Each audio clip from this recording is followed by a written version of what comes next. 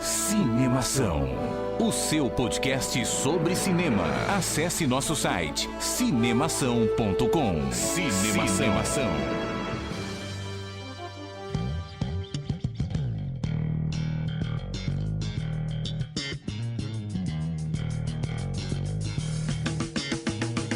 Seja bem-vindo ao podcast Cinemação número 52. Eu sou Rafael Arinelli e a vida é maravilhosa se você não tem medo dela. Aqui é o Henrique Risato e eu tenho o prazer quase sádico de deixar o Rafael até às 5 horas da manhã editando o podcast. Eu sou o Daniel Cury e eu tava analisando como os carteiros têm um bom senso incrível, cara. Eles vão na sua casa à 1 da tarde pra entregar encomenda e aí eles não te encontram. Aí eles voltam no dia seguinte exatamente à 1 da tarde. Por quê?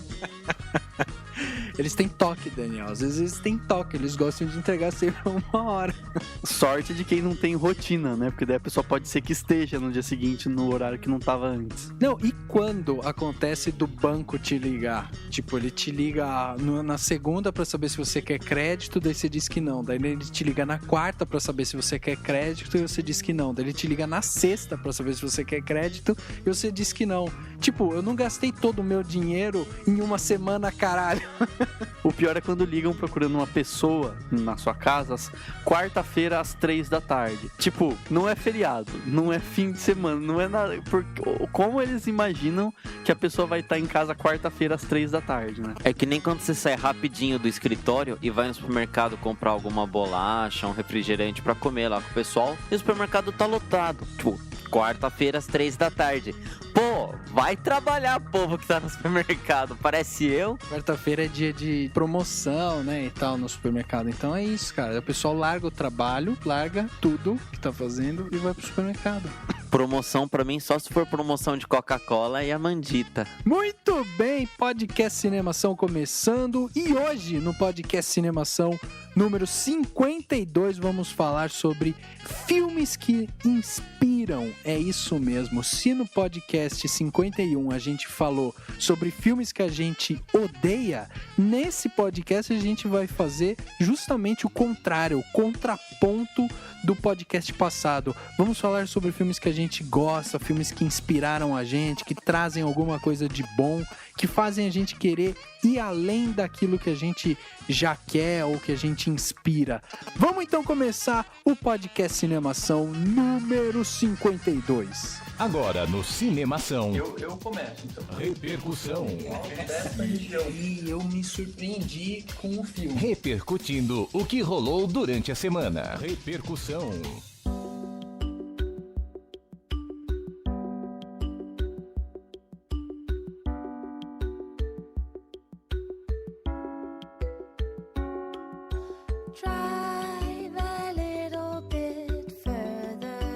Henriquinho, o que as pessoas fazem pra escrever pra gente no Cinemação? Assim, elas têm várias opções, mas elas ficam perdidas. Por qual canal eu devo escrever pro Cinemação pra ter meu comentário lido? Como que eu faço? Senti o desespero das pessoas por essa interpretação. Bom, se você estiver aí pelo Facebook, você entra no facebook.com/cinemação. Se você estiver no Twitter, é o twitter.com/cinemação. E se você quiser mandar um e-mail pra gente, é contato.cinemação@gmail.com. E não esqueça de, dentro do site, sempre comentar as notícias que vocês mais gostam. E as que não gostam, vocês podem criticar também. Devem, inclusive, né? Além disso, né, a gente nunca fala isso no podcast, mas se vocês quiserem, todos nós temos Twitters pessoais e tal, como o Dani no último podcast leu algum comentário que mandaram para ele lá dentro do Twitter dele. É um meio de contato também, então se você tá afim de falar com a gente por algum meio, é só começar a falar, cita o Cinemação aí, a gente vai estar de olho, a gente vai saber o que você tá falando. Afinal de contas, quem tem Google encontra Roma, né? Exatamente. Inclusive quem tem Google viaja pro mundo também, né? Google É o oráculo. Bota a pergunta lá. Se não encontrar a resposta, é porque não tem. É mais ou menos assim. Boa! E aí, muitos comentários. Dessa vez eu vou pedir pro Dani começar lendo os comentários, porque a gente tem uma sequência boa aí de comentários, né?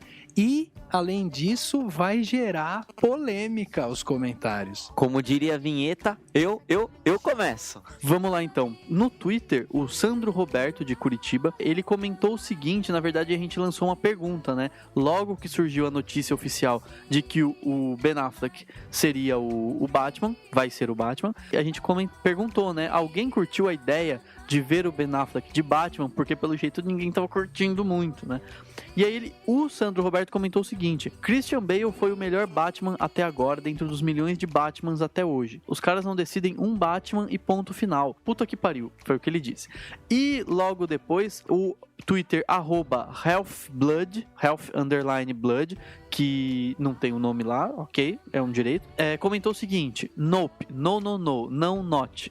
Não o vejo como Batman de jeito nenhum. Olha, eu espero que ele me surpreenda, porque se for como eu tô pensando, ele vai ser uma bela porcaria como Batman. Vamos esperar pra ver. Então, foram os comentários a respeito da notícia do Ben Affleck como Batman. Eu queria saber o que vocês acham disso, afinal de contas. Considerando que eu odiei o Homem de Aço, cara, eu não tô nem um pouco preocupado com essa questão do Ben Affleck.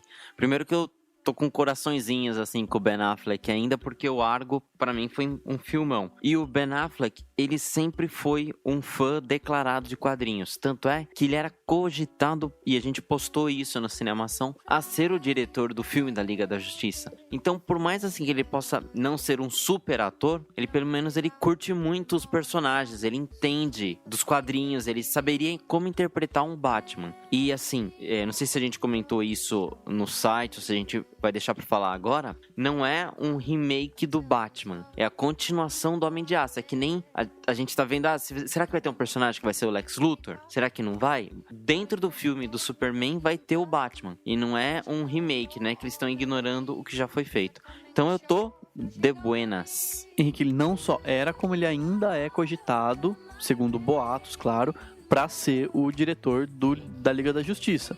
Dizem até, claro, é papo, é meio tudo muito no ar, mas dizem que essa é meio que uma possível conversa dele com a Warner Bros. Ou seja, eu faço, a Warner diz, se você quer dirigir, seja o Batman. Daí ele topou.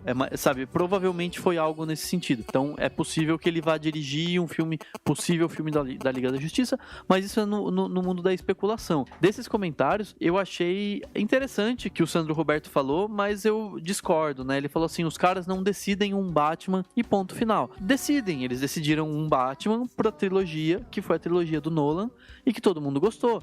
Ela acabou, ela não vai voltar mais, por qualquer motivo que seja, não volta mais.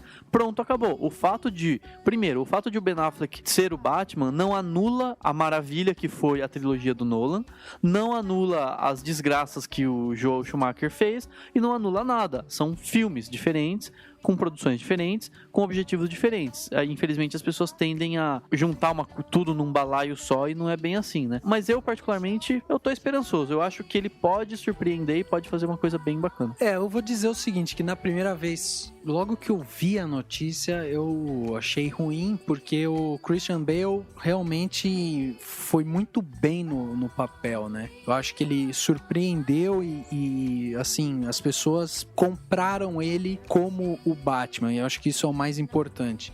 No entanto, eu já falei, inclusive eu estava conversando com o Carlos Stefan, que já participou aqui do podcast e tal, e ele perguntou o que eu achava disso e tal, e na hora eu falei o seguinte, que eu acho que o Ben Affleck, ele é um ator, como ator, ele é um ator assim que não tem, pra mim, ele nunca teve uma grande presença, assim, de atuação, né? Mas se você for parar pra pensar no personagem Batman, o que ele precisa ser? Como Batman, ele tem que ser um cara que desce a porrada em todo mundo, que é um cara sério e tal. Então, não precisa também ter grande, né, poder de atuação. Como Bruce Wayne, o que ele precisa ser? Ele precisa ser um cara riquinho, que anda bem vestido, que é, assim, até um pouco, vamos dizer, arrogante em algum momento, mas ele também tem a parte inteligente, então, que também não precisa ter essa parte de atuação, assim. Então, eu acho que ele vai cumprir bem o papel de Batman, eu acho que ele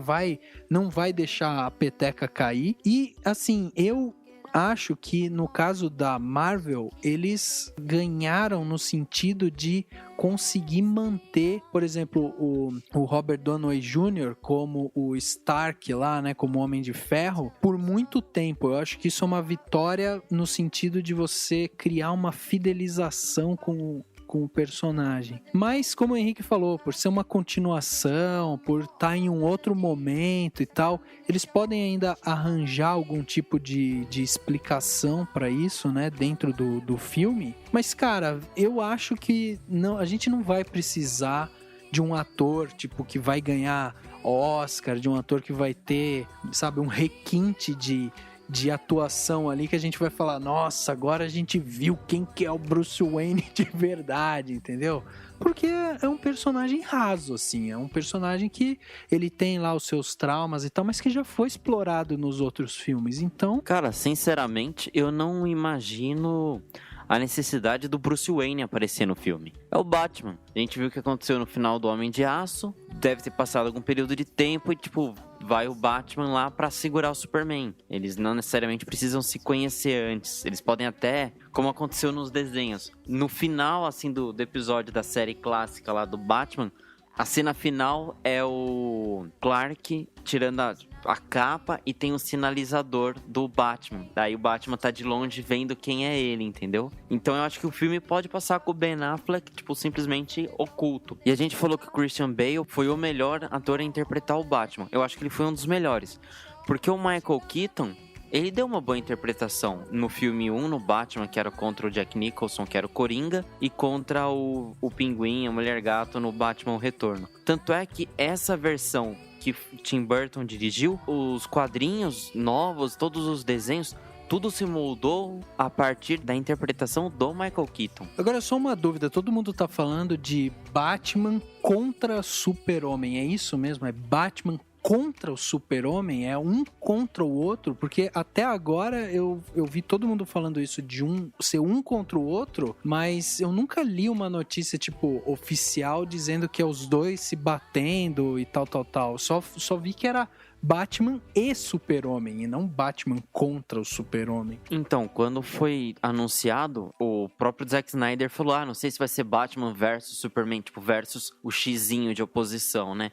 Ou Superman versus Batman, ou o Homem de Aço contra o Cavaleiro das Trevas. A ideia, assim, como a gente viu nas Vingadores, lembra que primeiro brigou o Hulk brigou com o Thor, e depois o Homem de Ferro brigou com o Thor, todo mundo começaram a brigar. Eu acredito que vai ser o começo, tipo, o Batman tentando segurar o Superman por algum motivo, e depois vai aparecer um grande mal que eles vão se unir. Mas eu acho que esse negócio da briga, assim, um se achando acima da lei e o outro meio que fora da lei, que seria o Batman, né? E eles deixaram bem claro na Comic Con, né, citando uma frase que é dita nos quadrinhos pelo Batman, dizendo algo do tipo, você vai se lembrar de mim como o primeiro ou o único homem que destruiu o Super-Homem, né, que é o Cavaleiro das Trevas, parte 2, e eles citaram que eles vão usar esses quadrinhos como base, então com certeza vai ter uma batalha, não sei até que uma batalha ou uma oposição entre os dois, não sei até que ponto realmente, como o Henrique disse,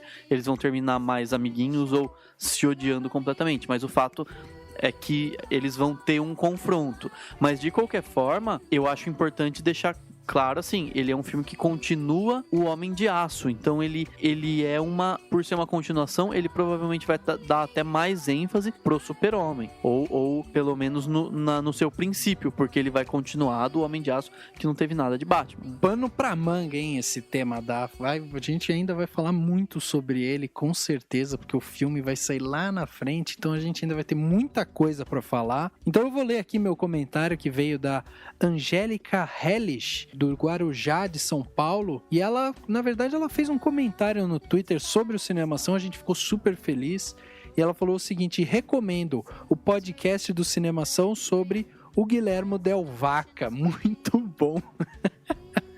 Por que será, né, Henrique, essa brincadeira com o Guilhermo Del Vaca?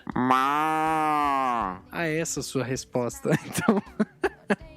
Tipo, então tá bom. Mas ficou muito legal mesmo o podcast. Foi muito divertido a gente fazer. Quem participou desse podcast foi o Márcio. Ele participou substituindo o Daniel, que na época estava comprando cigarro em algum lugar do Brasil. E você escutou, Dani, o podcast? Você achou legal e tal? Gostei muito, cara. Eu vi e ficou muito bom. Gostei pra caramba, foi bem legal. Falando em Guilherme Del Toro, depois da minha mugida, assistam Pacific Rim. Mas assim, eu não vou cansar de falar isso o resto do ano. Assista Pacific Rim. É muito bom. E tá muito mais fácil para as pessoas agora ouvirem o podcast. Vamos combinar que agora lá na home do Cinemação, só do ladinho, você já tem os últimos, assim, facinho. Vamos combinar que tá facinho. Então, dá pra ouvir o do Guilherme Del Toro e todos os depois e todos os antes que você quiser. Exatamente. E agora, Henrique, o seu comentário? Vou ler um comentário aqui muito legal do Fernando Fujikawa, de São Paulo. Ele comentou, o Daniel geralmente cuida aqui do nosso Twitter, e ele tweetou lá, gravando podcast 51. E na hora o Fernando já respondeu. Sobre o quê? Aí a gente falou sobre filmes que odiamos. Está muito engraçado. Realmente estava bem engraçado, principalmente com o Rafael e o Daniel acabando comigo só porque eu odeio a Lagoa Azul. Aí o Fernando respondeu: risos, certeza que rolou algum comentário de algum filme do Nicolas Cage. E valeu por falta de uma, responderam 2 vezes. Responderam 2 vezes porque tanto o Daniel quanto o Rafael responderam. Eu só não respondi porque eu não fico mexendo no Twitter de Cinemação, nem no Facebook. Eu já tô aqui já porque o Rafael me compra com pizza e refrigerante. Não, e na verdade, assim, o podcast 51 que a gente falou sobre filmes que a gente odeia, a gente nem falou de Lagoa Azul. Eu não sei porque você encanou com Lagoa Azul. Porque Lagoa Azul, você falou que odeia, mas a gente falou que não é um filme tudo isso, não sei o quê. O que foi a grande revelação bombástica é que você adorou Clique. Isso que foi a revelação do último podcast. Então, não sei porque que você encanou com Lagoa Azul, meu. Não, o Clique, ele foi vendido de forma errada. É um drama aquilo. Bom, olha, eu acho que a gente não falou do Nicolas Cage, falamos? Não falamos porque é impossível odiar um filme do Nicolas Cage. O cara é muito bom. Ele fez Cidade dos Anjos. Pô, quem não gosta de Cidade dos Anjos? É porque a gente tava falando de filmes que a gente odeia e não de atores. Se fosse de atores, o Nicolas Cage ia entrar na parada. E outra, foram 6 filmes de cada um, né? Não deu nem tempo de chegar direito no Nicolas Cage. Tinha tantas outras. Tinha o Adam Sandler na frente, né? E tem muito filme do Nicolas Cage que é tão insignificante que a gente nem lembra que eles existem. Também tem isso. Chega do quadro repercussão. Nothing's fast or slow. It's in between where red and green and lands and oceans meet. Peacefully I'm quiet. Hey. Don't ever let somebody tell you you can't do something. Not even me. All right? All right. You got a dream, you got to protect it. People can't do something themselves. They want to tell you you can't do it.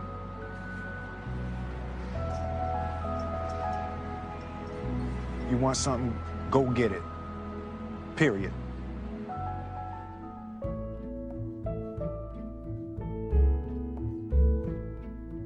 Dentre várias funções que o cinema tem, além de informar, de entreter, de assim, documentar, de emocionar, ele também tem a função de inspirar as pessoas, de comover as pessoas.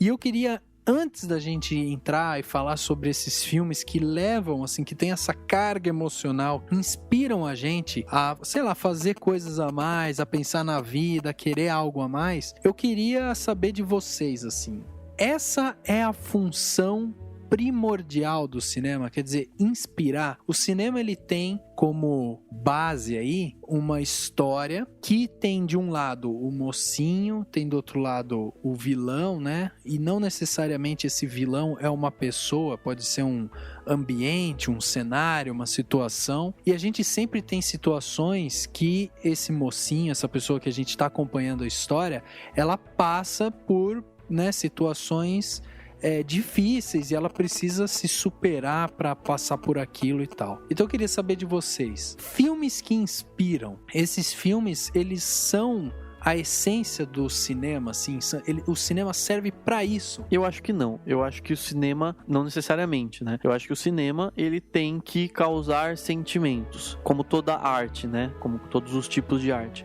Ele tem que causar sentimentos, sensações e procurar mudar alguma coisa, né? E no caso, claro, existe um entretenimento que é simplesmente fazer a gente se divertir, que não deixa de ser um sentimento. Mas, de qualquer forma, é isso. Esse sentimento pode ser de se inspirar, pode ser de se encantar com alguma coisa, mas também pode ser de ficar enojado de outra coisa, pode ser de ficar indignado com alguma coisa, dependendo do documentário, a gente fica indignado com o mundo e tal, né? Ou entender melhor o mundo de alguma forma. Então, eu acho que o primordial do cinema é causar sentimentos e sensações. Pode ser esse de inspiração que é o tema de hoje. Eu concordo basicamente com o que o Daniel falou. Pra mim o cinema é entretenimento, né? Então você vai pra distração, né? Pra sair do mundo real e ver uma história. A parte da inspiração, eu acho que é um além, né? É algo que pode ser no cinema, pode ser num livro, numa poesia, numa exposição. O que seria inspirar? É querer mais. Então, ele te inspira a uma mudança, ele te inspira a ter uma nova vontade, uma nova ambição.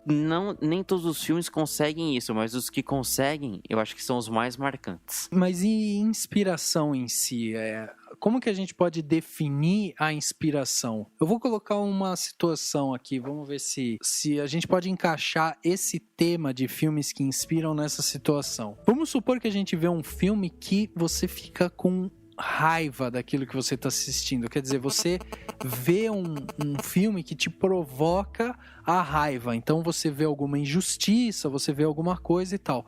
Aquilo te inspira a buscar mais sobre aquilo. Então vamos supor, você está vendo um filme sobre nazismo, achou nazismo horrível, achou que tudo que aconteceu no nazismo foi horrível, e aquilo te inspira a buscar mais histórias, te inspira a entender um pouco mais daquele ambiente, porque você detestou e que você quer combater aquilo de alguma maneira, ou que você quer se entender, como o Henrique falou, ir um pouco além, né? A gente pode encaixar esses filmes que inspiram dentro dessa linha, inclusive, assim, de inspiração, por um lado meio torto, assim? Então, Rafa, eu acho que não é uma inspiração.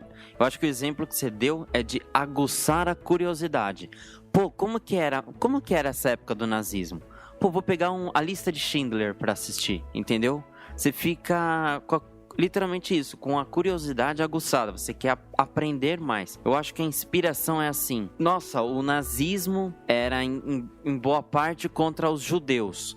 Eu tenho um amigo que é de uma religião diferente, é uma intolerância. Então eu tô fazendo a mesma coisa que os nazistas faziam. Então eu fico inspirado pelo filme ou pelo tema a mudar o meu comportamento. Por exemplo, não vou mais brincar, tirar um sarro da outra religião, ou olhar com olhos tortos, assim, com olhos críticos de uma forma negativa. Eu acho que a inspiração é algo sempre positivo. Concordo também com isso. Eu acho que, pra mim, quando você fala em filmes que inspiram, né, quando eu penso assim, que filme que te inspira, eu penso em filmes um pouco mais leves ou que me fazem ficar pensativo a respeito da vida, e que às vezes não necessariamente fazem eu mudar o meu comportamento, mas fazem eu entender melhor e ficar um pouco, às vezes eu acho que o filme que inspira, ele é um pouco saudosista, ele cria um certo vínculo com o passado e faz a gente ficar mais, enfim, mais sentimental. Eu acho que essa é a palavra,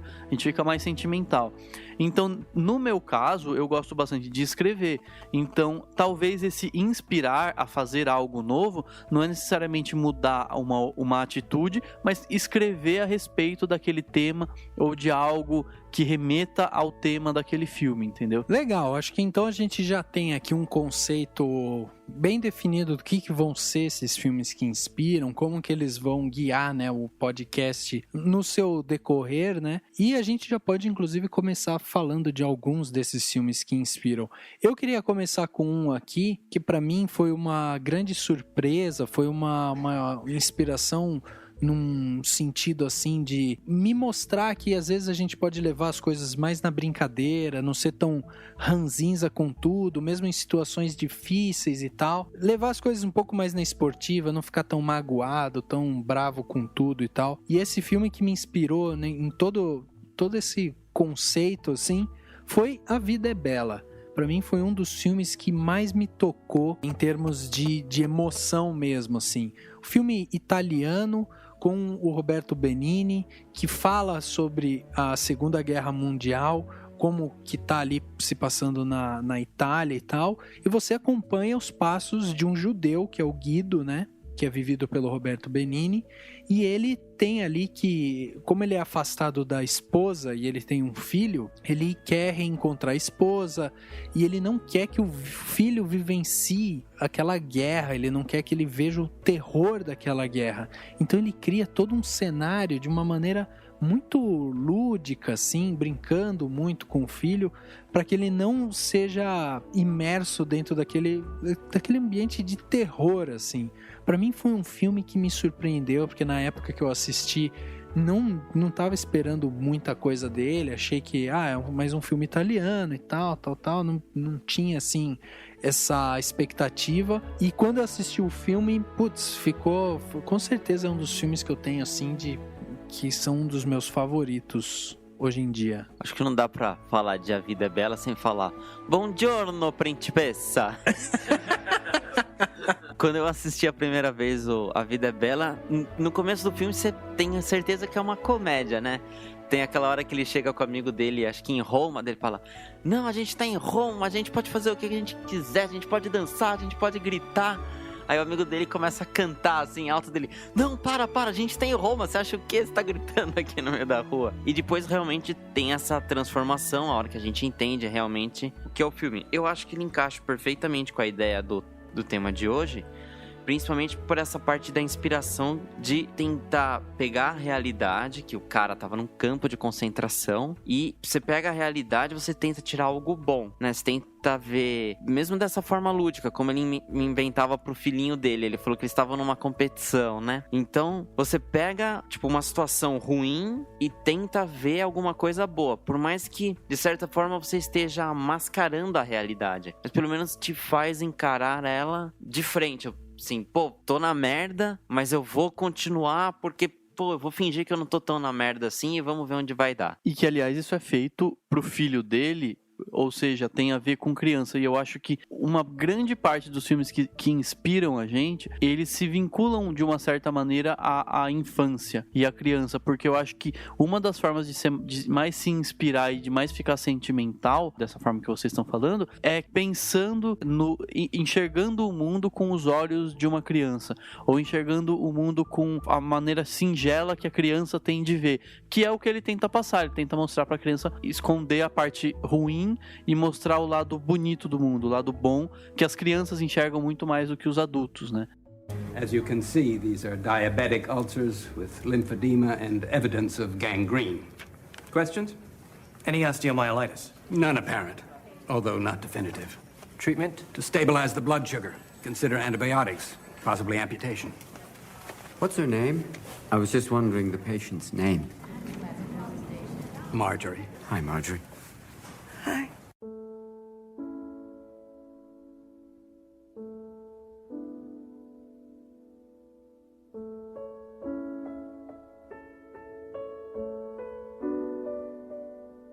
Eu me senti inspirado quando eu assisti, foi As Vantagens de Ser Invisível, que não é tanto criança, mas é um pouco essa passagem, essa adolescência, a passagem do período da infância para um período já mais adulto. E As Vantagens de Ser Invisível deixa a gente, pelo menos deixou a mim, com vontade de voltar a ser adolescente e de voltar a fazer coisas que são feitas na adolescência, também e isso fez eu enxergar o mundo de uma forma diferente, né? De como é importante a gente passar por fases da vida e tal. Então a inspiração veio nesse sentido. eu entendi como é importante a gente passar por certas coisas na vida pra crescer, pra evoluir, pra melhorar e pra se tornar um adulto, que quer queira, quer não, é o que a gente se torna. Independente da gente querer, de ser melhor ou pior, às vezes é até pior, porque tem mais responsabilidade, enfim, tudo a gente começa a enxergar as coisas ruins do mundo, mas de qualquer forma é o que acontece. Então é um filme que me deixou bem balançado e que tem muito a ver com essa questão da infância. Eu acho, Dani, que engraçado, porque eu tinha colocado esse filme na minha lista também, né? E eu não vi a sua lista, só pra deixar claro. Mas engraçado que pra mim esse filme que eu tinha colocado na minha lista foi mais no sentido de ressaltar um pouco de preconceitos mesmo, sabe? Tipo, como que as pessoas lidam com preconceito, ou como que elas enfrentam aquilo, uma pessoa diferente, né, no seu âmbito, assim. E o filme, ele mostra justamente um pouco, inclusive, dessa, entre aspas, crueldade adolescente, né, que as pessoas passam, porque você acompanha a história de um menino que você percebe desde o começo do filme que ele tem algum problema, que tem alguma coisa que aconteceu com ele, mas o filme não solta isso de uma vez, ele vai soltando aos poucos e tal, e é muito interessante você ver esse desenvolver, né? Então, o filme me inspirou no sentido de, às vezes a gente julga de uma forma tão rápida que a gente não tem tempo de entender o que realmente aconteceu para aquela pessoa, para ela chegar naquele ponto que a gente tá vendo que ela tá ali, né? E diga-se de passagem, você falou uma coisa legal, a adolescência tem uma certa crueldade. Eu acho que é uma das primeiras coisas ruins que as crianças aprendem com os adultos ou com a sociedade, que dá na mesma, é a ter essa crueldade, ver o diferente como algo ruim, né? Mas é bem interessante isso, né? Quer dizer, isso já começa na adolescência, assim, e As Vantagens de Ser Invisível mostra tudo isso, mas de uma forma muito bonita, de uma certa forma, porque ele supera tudo aquilo e mesmo assim o filme consegue mostrar que é bom passar por esse período, mesmo tendo esse lado, tendo essa crueldade. Bom, a adolescência pra mim é meio assustador lembrar, mas é interessante se eu pensasse lá atrás que depois de 10 anos que acabasse o colegial eu ia estar com os meus 2 melhores amigos fazendo um site sobre cinema, até que não foi tão ruim. Vocês concordam? Eu concordo, mas eu não vou falar mais nada, porque senão eu vou começar a chorar aqui. Falando um pouco dessa parte de preconceito, me veio na mente 2 filmes que eu acho que são legais da gente ressaltar, que tem mais ou menos essa linha de preconceito, que a primeira é Um Sonho Possível, com a Sandra Bullock, que mostra a história justamente de um menino que é enorme, negro, e que ele tá completamente abandonado, esquecido e tal. E o filme é muito interessante porque a Sandra Bullock, ela faz o papel de uma dondoca, mas que tem um coração gigantesco e que, assim, se cativa pelo menino de uma tal maneira. E mais, né? Como ela tem um marido que trabalha na área do esporte, ela percebe que esse rapaz, ele tem um dom enorme para jogar futebol americano. Então, além dela gostar dele, de quebrar com preconceito, ela investe nele como atleta, encoraja ele e tal, e o filme mostra justamente essa briga dela ali de, vou inspirar ele, mas ao mesmo tempo ele me inspira e ele não quer, e aí tem a realidade dele, tem a mãe dele, né, que tá lá, que é drogada, enfim. E um outro filme que tem essa mesma linha é o Preciosa, que também é um filme super, super tenso, é um filme super denso também, né? Além de tenso, ele é denso. E você tem, inclusive a fotografia do filme, ele é muito interessante porque ele já é uma fotografia que eu poderia dizer que é escura, mas ela é mais saturada, assim. E você tem como uma personagem principal que eu acho fantástico isso, que eles colocam uma negra obesa e grávida. Tipo, você tem ali elementos que, tipo, a sociedade, vamos dizer, despreza ou que ela deixa de lado, né? Quer dizer, a pessoa é a personificação de quase todos os preconceitos que você tem. E o filho dela é fruto de um estupro. Quer dizer, você tem uma série de elementos ali, você vê aquela vida completamente perturbada. E o que eu acho interessante desses filmes que que despertam, né, que levam essas histórias tão densas assim, é que eles retratam uma realidade que a gente desconhece ou que a gente não tá ali vivenciando aquilo, e ele inspira você justamente a ir atrás, de querer saber, de querer ajudar, de julgar menos, de tentar ajudar mais. Então eu acho que essa função, inclusive, do cinema, ela é muito útil, não só pro âmbito pessoal, mas pro âmbito público. Um filme que segue a linha um pouco do A Vida é Bela, que também eu acho que é um dos filmes que todo mundo vai concordar comigo que é muito inspirador, é o Forrest Gump, né? Ele é a história de um rapaz que tem um problema mental e físico no começo, que ele acaba superando, e ele tem toda aquela característica da inocência, que ele tá num banco esperando um ônibus e não importa quem sente lá do lado dele, ele começa a conversar. Ele não tem aquela coisa do adulto, da vergonha. Ele tem a inocência da criança, né? E você vai acompanhando o filme, você vai vendo tudo que ele passou, que nem a guerra, a morte da mãe, a infância dele, quando tinha o preconceito, os meninos queriam bater nele porque ele tinha aquele andador na perna dele, né? Na verdade era uma máquina de correção de postura. E tudo vai acontecendo na vida dele, que ele vai progredindo. Eu acho que durante o filme, acho que ele conhece três presidentes dos Estados Unidos diferentes. Até no final, acabar ele e o filho dele, né? E eu acho que assim, que é um filme que ele aborda a vida inteira de uma pessoa que sofreu pra caramba, assim, tudo que aconteceu nele. Não teve só coisas boas. Eu acho que, se eu não me engano, em Forrest Gump, aconteceram mais tragédias do que coisas boas. Mas você acaba se afeiçoando de cara com o personagem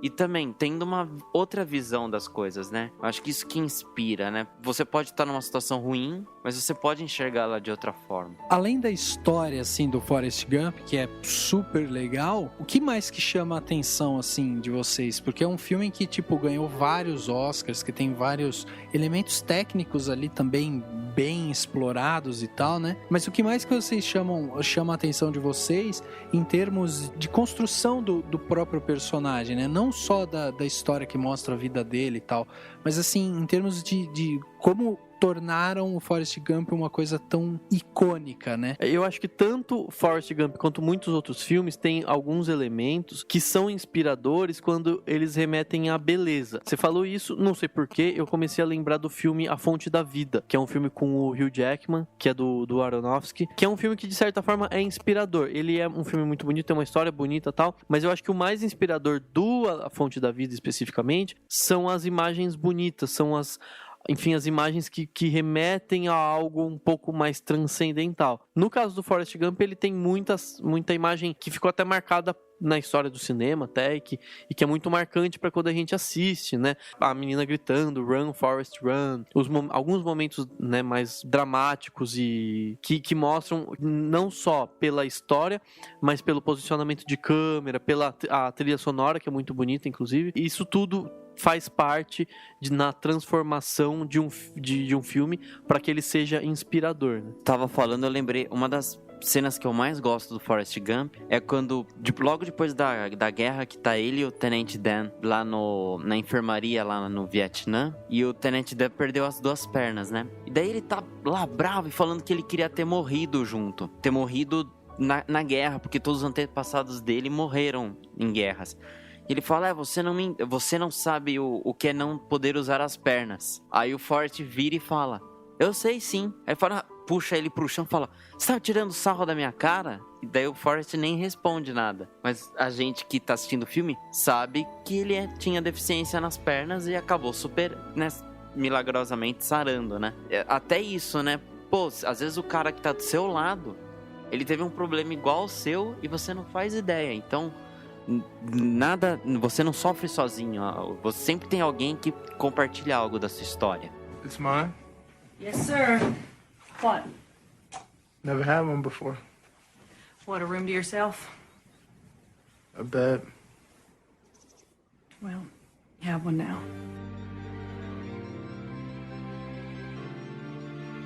No sentido assim da gente tá falando de histórias, mas aí o Dani até falou dessa coisa da fotografia, da imagem e tal.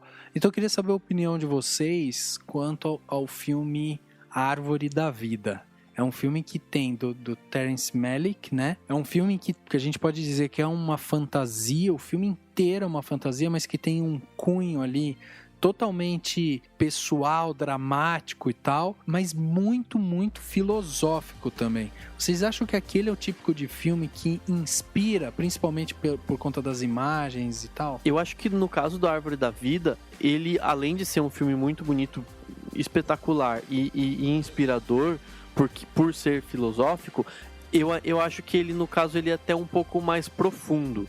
Ele é inspirador, mas ele requer uma certa sensibilidade. Uma pessoa que está afim de simplesmente se divertir ou que não está querendo, não está buscando inspiração, ela provavelmente não vai conseguir achar, né? Provavelmente. Não que não possa encontrar. Mas eu acho que ele exige um certo esforço. Ou seja, exige que você se questione sobre as suas próprias as suas crenças. Ele exige que você realmente reflita sobre a origem do mundo e a origem da vida. Enfim, é uma série de fatores, né? E eu acho que tem a questão do pai, né? A figura do pai, a figura paterna e tal. Então ele mexe com tudo isso, e cabe ao espectador absorver com um pouquinho mais de esforço do que muitos dos filmes que a gente tem citado aqui, né? Então acho que é mais essa questão. Mas com certeza as imagens que o Malick fez são espetaculares e ajudam a gente a ficar mais sensível ainda. Eu não assisti a Árvore da Vida. Pode ir pro próximo. Vergonha. Filmes que deveríamos ter visto, mas não vimos. Parte 2. Mas assim, a gente falando da Árvore da Vida, nessa questão das imagens, não tem como não pensar também As Aventuras de Pi, né? Que por si só é belíssimo o filme. As imagens fantásticas, mesmo o próprio tigre, né, que era o Richard Parker, a construção dele de forma digital e um animal, ele acaba tendo uma personalidade. E eu acho que As Aventuras de Pi, ele inspira num caráter um pouco religioso, e acho que a palavra principal dele é a esperança. Porque qual que é a ideia? No final do filme, o cara conta toda uma história como se fossem pessoas de verdade, né, que estavam no barco.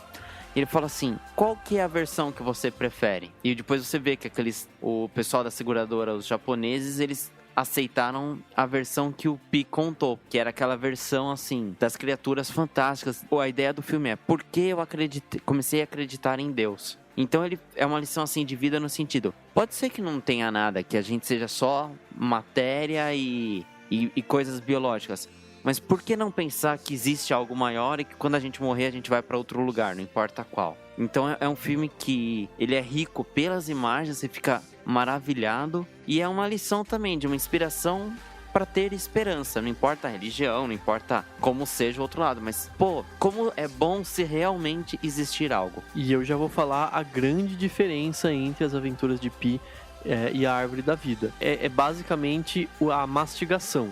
As Aventuras de Pi é bastante mastigado. No final, eu até achei que ele não precisaria nem ter falado assim, porque tem uma hora que o escritor praticamente reconta a história mesmo, mastiga. E antes, com a simples sugestão, eu já imaginei a história, o que teria acontecido, né? Então, por um lado, eu acho que essa é uma falha do As Aventuras de Pi. Ele mastiga demais, ele não confia no que o espectador tem a capacidade de fazer esse entendimento antes e vai lá e joga tudo. E é uma coisa que não tem em absolutamente nada no Árvore da Vida, até porque quase não tem fala em A Árvore da Vida, né? Ele é um filme praticamente sem falas, né? Mas, de qualquer forma, o Árvore da Vida, acho que mesmo se tivesse um pouco mais de fala, o Malick nunca, jamais colocaria alguém explicando o que você assistiu.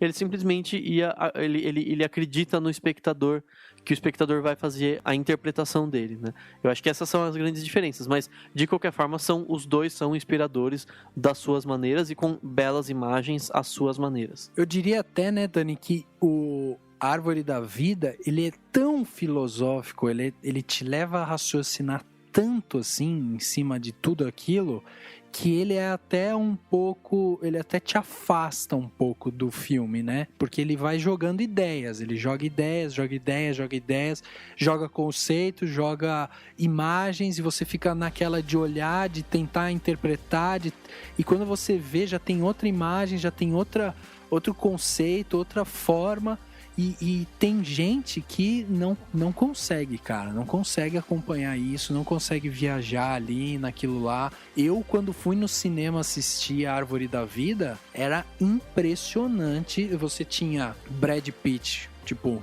o sex symbol. Então você tinha dentro do cinema um monte de garotada de 20 anos, 18, 22 anos, né? E, cara, o pessoal, tipo, conversava, começou a não aguentar mais. Teve gente que levantou e foi embora. Tipo, não aguentou. Era o filme, aquelas imagens de 5 minutos, 10 minutos de explosão no espaço e aquela coisa bem devagar, né? Se movendo, mas tudo dentro de um conceito e tal. Mas é uma coisa assim que chega ao ponto até de dar uma afastada nesse popular, assim. Com certeza. O Malick, nesse filme, principalmente, e em muitos outros, ele não foi nada popular. E ainda por cima, isso reflete um problema que eu acho, não muito grave, mas eu acho é um problema que existe em muita gente que vai ao cinema, que existe uma grande massa que não pesquisa em absolutamente nada. Ela chega na frente do cinema e tenta e vê que filme que ela vai ver. Eu acho que isso é um problema. Às vezes, no mínimo, você tem que se inteirar. Calma aí, que filme que eu quero ver? Que filme que eu gosto de ver? Né? Eu não vou ver esse filme só porque tem o Brad Pitt. Eu vou ver porque eu vi um trailer ou porque eu me informei a respeito do diretor, etc. Mas de qualquer forma, eu acho importante isso, para as pessoas se ligarem. Pô, fazer cinema não é só fazer explosão Michael Bay. Eu posso fazer uma explosão Terrence Malick, que é até muito mais profunda e mais bonita. Né? Não é um pouco de... A gente não pode dizer que é um pouco de reflexo justamente da nossa educação. As coisas estão vindo mastigadas, né, cara? As coisas estão vindo... A gente tá com uma enorme quantidade de informação, tudo mastigado, a gente raciocina pouco, a gente tem muita... Assim, eu acho que é um reflexo, entendeu? Igual a gente tá comparando agora a Árvore da Vida e As Aventuras de Pi, que são 2 filmes fantásticos, são 2 filmes ótimos. Eu diria que a Árvore da Vida, em termos filosóficos, está anos-luz na frente de Árvore das Aventuras de Pi, né? Eu acho que, dá um podcast inteiro só sobre como o mundo hoje é mastigado e como as pessoas querem tudo quadradinho, né? Tudo montado. As pessoas não querem mais ter o próprio pensamento, o próprio raciocínio. Elas querem simplesmente que a gente entregue a pizza na bandeja cortada em 8 pedaços, em vez de cortar em pedaços do jeito que elas quiserem. Então, eu acho que é um problema, e a sugestão que eu faço até para todo mundo é: tire algum período do seu tempo para ficar longe desse mundo moderno, tecnológico, cheio de mensagem e cheio de coisa muito explicadinha ou cheio de imagem autoexplicativa, e tire um tempo para ler um livro um pouquinho mais profundo, para se concentrar em alguma coisa específica, para assistir a Árvore da Vida ou filmes similares que façam a gente fazer isso, porque eu acho que é um problema perder isso, né? Faz parte do mundo de hoje, mas a gente tem que se policiar. Acho que ou mesmo pra meditação, né, cara? Que nem eu que sou muito ansioso. Todo dia eu pego 5 minutos, eu sento no chão, tipo, com a janela aberta, que eu gosto de olhar a natureza e tal. Fica respirando lá, pra pensar na vida, né? Dá uma... Se sinta vivo um pouco, né? Não fica muito robótico, assim. Eu gosto de tomar café olhando pra xícara, assim. É bom, sério. Tipo, você tenta ver o futuro no fundo da xícara de café. Mais ou menos isso, mas é basicamente tomar café e não olhar pra mais nada além do café. Tipo aquelas pessoas que abrem a geladeira pra pensar. Captain, my captain. Sit down, Mr. Anderson. You hear me? Sit down. Sit down. This is your final...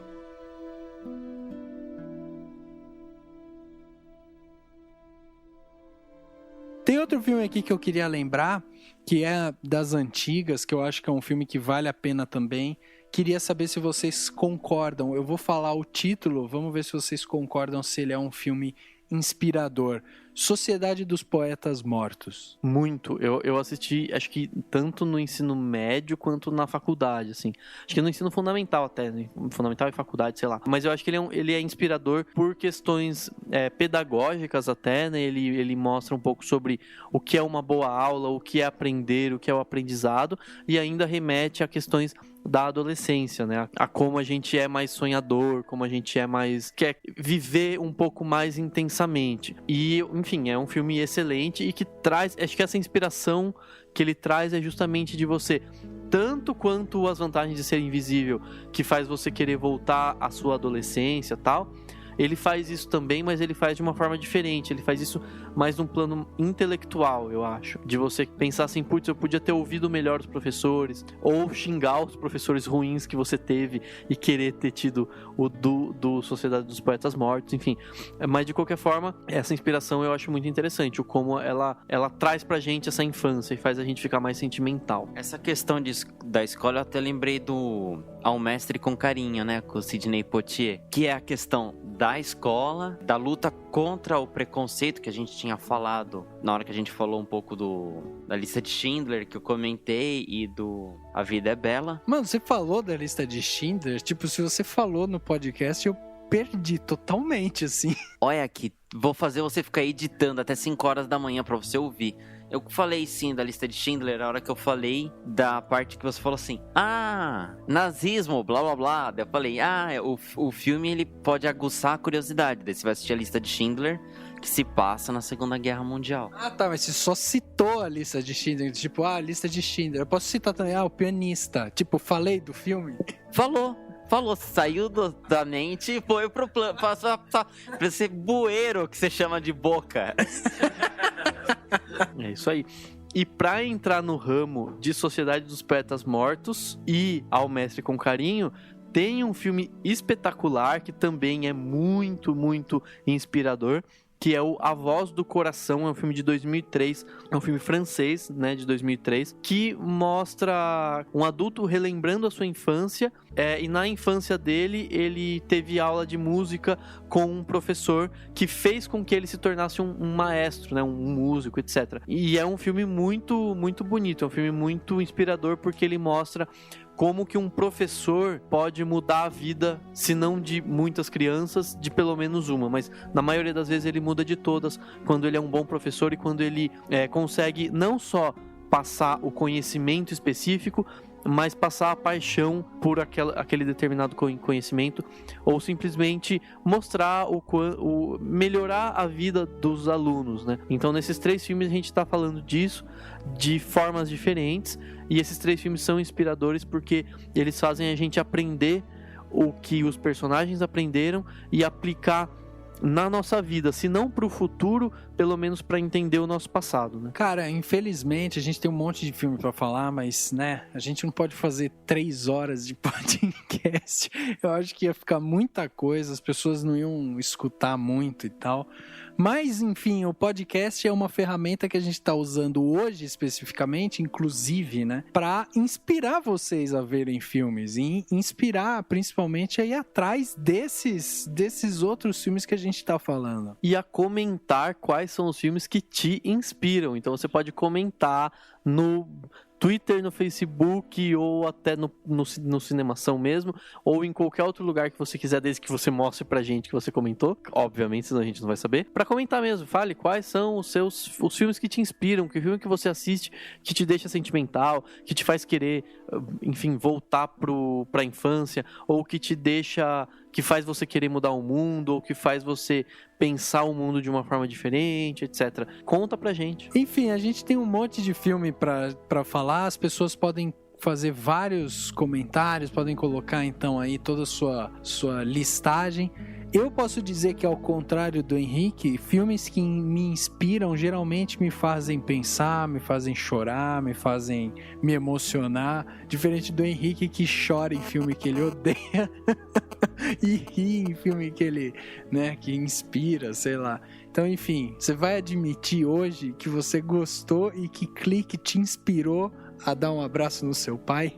Eu odiei Clique, mas me senti inspirado a abraçar o meu pai e abraçar o pai do Adam Sandler, aquele filho ingrato, narigudo. O que você acha, Dani? Ele curtiu o filme, vai? Ele tem uma relação de amor e ódio. É tipo eu em Cidade Grande, assim, eu gosto, mas não gosto, então...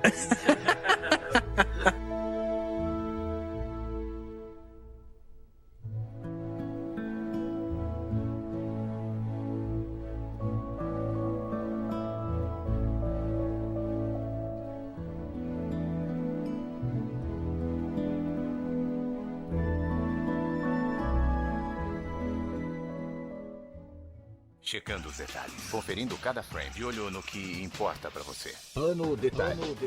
Agora, no Cinemação.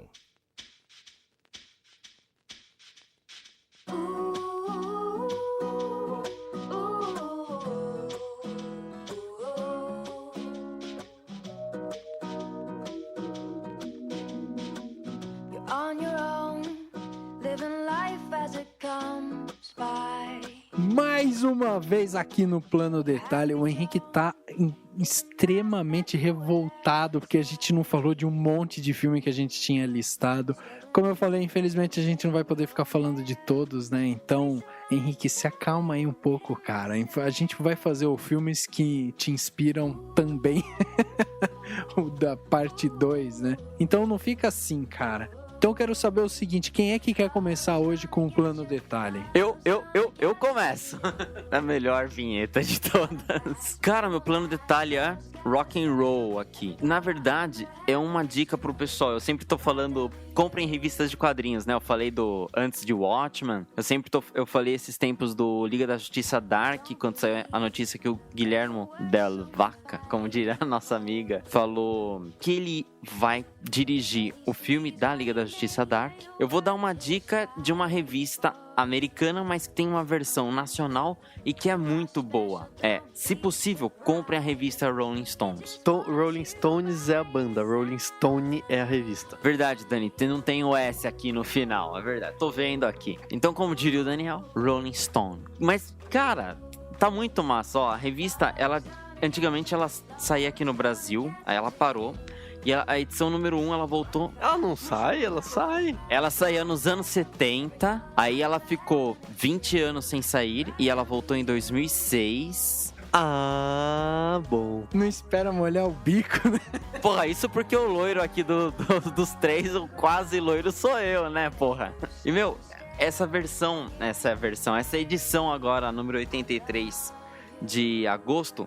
Ela veio falando dos 20 anos do CD Em Útero, do Nirvana, que também por si só merece um plano detalhe, assim, ouçam Nirvana, ouçam Pearl Jam, tudo do movimento grunge. E veio falando também de uma matéria que foi uma das que eu mais gostei, do filme Pacific Rim e do Animamundi, que foi um dos meus planos detalhes passado. Então, é uma revista que ela... casa com rock, casa com cinema, às vezes saem matérias de quadrinhos, então compre Rolling Stone. E se quiser comprar CDs dos Rolling Stones, também recomendo. Basicamente, o seu plano detalhe diz que a revista Rolling Stones, que nunca saiu no Brasil, tem uma matéria do Nirvana. Isso! Veja pelo lado bom, a Rolling Stone sempre tem matérias de cinema também muito boas, então vale a pena mesmo. E o meu plano detalhe, ele é um pouco sério e ele tem a ver um pouco com questões políticas aí, que eu vi inclusive hoje um pouco antes aqui do podcast. E aí eu resolvi falar sobre o filme Quanto Vale ou É Por Quilo, que é o meu plano detalhe. Eu acho que eu já comentei um pouco sobre ele em algum momento, e eu gostaria de reiterar isso, e enfim, até eu mesmo deveria ver de novo esse filme. Ele é um filme que bota o dedo na ferida mesmo da sociedade brasileira, e eu acho que é importante pro momento político que a gente tá vivendo. Eu li comentários absurdamente xenofóbicos e racistas por conta da chegada de médicos cubanos no Brasil, por conta do programa Mais Médicos, do governo da Dilma Rousseff, etc. Eu acho que a discussão a discussão não é o programa, né, de vinda de médicos de fora. Isso é possível se discutir, você pode ser contra ou a favor do programa, não é a questão. A questão é, tá chegando um monte de gente de fora e o brasileiro tá mostrando que ele é um povo totalmente seletivo na hora de escolher quem vem pra cá. O brasileiro quer que venha visitante pra gastar dinheiro na Copa do Mundo, mas não quer que venha médico, negro, cubano pra ajudar pessoas em cidades do interior do Brasil que não tem tantos médicos quanto deveria ter. Então, eu acho que nessa discussão toda, o filme Quanto Vale ou É Por Quilo, ele é um filme muito interessante.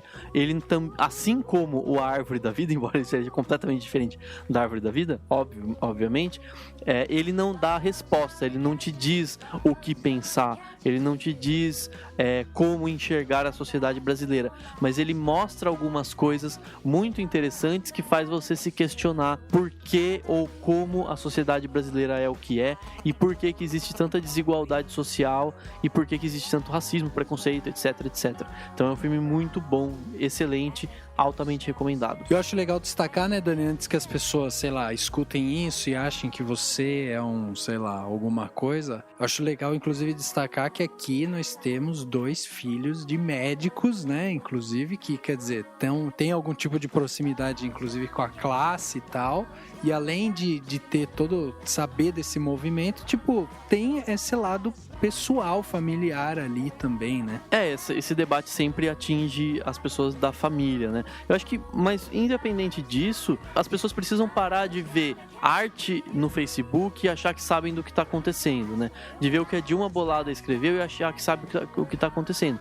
Óbvio que dá pra você ver arte, dá pra você ver piada e coisas que aparecem nas redes sociais, mas eu acho que é importante você saber realmente o que está acontecendo, o que aconteceu para isso ter acontecido, e como é realmente a situação da saúde no Brasil, etc. Enfim, mas a questão mais importante pior do que ser contra ou a favor de decisões políticas, ser preconceituoso de uma forma tão baixa e sem nenhum tipo de argumento, né? E eu acho que o Quanto Vale por Quilo dá alguns argumentos pra gente, no mínimo, colocar a mão na consciência. Como a gente falou anteriormente, né? Um movimento que acontece já faz tempo das pessoas, sei lá, pegarem muita informação mastigada e aí tomarem decisão ou criarem uma opinião em cima daquilo. Só toma cuidado que às vezes você vai atrás de uma opinião mastigada e você pode estar se deparando com um vômito.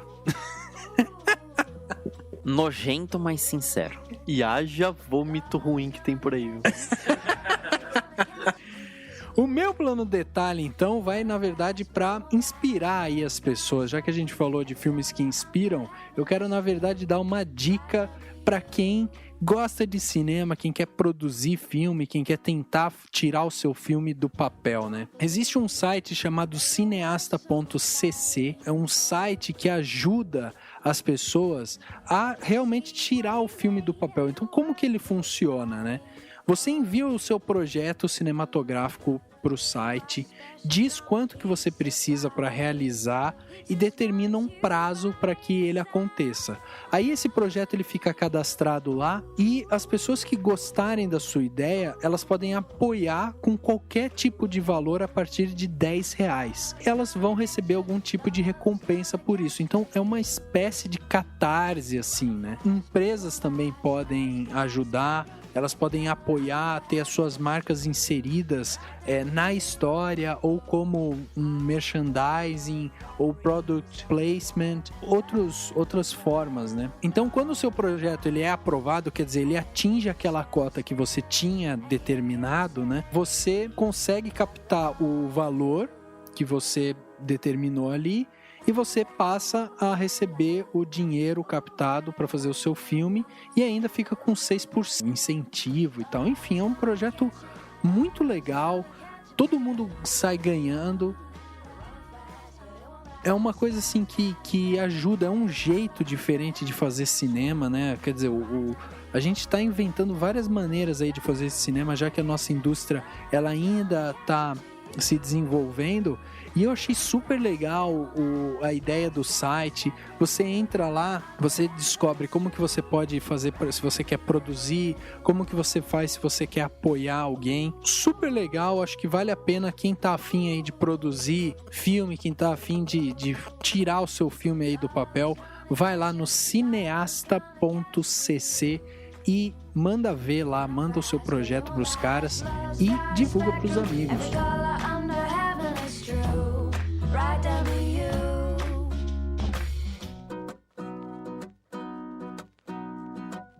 You don't believe that you're worth someone fighting for.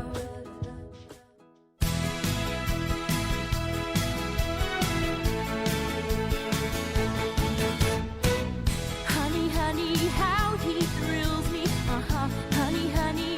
Chegando então a mais um final de podcast, agora o podcast Cinemação número 52. Agora o podcast 50 já ficou lá pra trás, ó, já tá lá atrás já, a gente nem viu, já passou rápido, E a gente, quando olhou, já tinha passado. Agora a gente já tá mais próximo ainda do podcast 100. A gente só ainda não sabe o que a gente vai fazer nesse podcast 100, mas tem que ser alguma coisa especial, hein? Já tem alguma ideia aí, vocês? Não? Stripper Podcast. Não entre a gente, né? Eu prefiro chegar aqui e descobrir a surpresa. Então ele vai fazer que nem eu. Oi, a gente vai falar sobre o quê? Ou eles estão esperando que eu invente alguma coisa e eles cheguem aqui e esteja pronto, pelo jeito, né? Talvez esteja outras pessoas no lugar de vocês, se vocês não ajudarem. Eu vou ajudar, eu vou pensar numa coisa muito legal. Então, mais um podcast chegando ao seu final. Hoje a gente falou sobre filmes que inspiram, com certeza faltaram alguns aí. Vai, Henrique, fala 5 filmes rapidinho, assim, de tema, rápido, é sua última chance, rapidinho, 5 temas, assim, 5 títulos rapidinhos, vai. A Procura da Felicidade, Efeito Borboleta, Karate Kid, Pat Adams, O Amor é Contagiante. Contagioso. O amor é contagioso. Filha da puta, parece os professores da escola, essa bicha. Muito bem, não deu pra falar o último, você se embananou, o Daniel te corrigiu, mas pelo menos ficou registrado mais 4, né? Dá um crédito, assim você fica um pouco mais feliz. Muito obrigado então ao Daniel, ao Henrique pela presença e a gente vai se aproximando do 100º, então vão pensando aí em que a gente vai fazer. É isso aí, obrigado Rafa, obrigado Henrique, obrigado você que ouviu a gente até agora com toda essa paciência e se divertindo com a gente. Até a próxima, não perca. Valeu Dani, valeu Rafa e pessoal, façam que nem eu. Não pensem antes de falar. Fala o que vier na cabeça e sempre tenha o Daniel do seu lado. Tchau, até a próxima. O podcast Cinemação número 52 fica por aqui. A gente se vê no próximo. Honey, honey, how you thrill me. Honey, honey. Honey, honey, nearly kill me. Honey, honey. I heard about you before. I wanted to know some more. Now I'm about to see what you mean to me.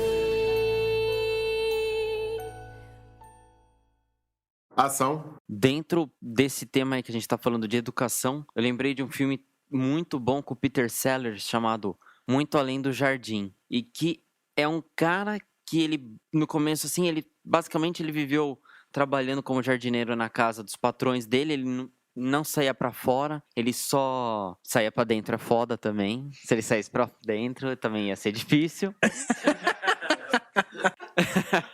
Gostou, hein, Rafael? Ele subia pra baixo. Subia pra baixo enquanto entrava pra dentro. Subia pra cima, o bicho burro.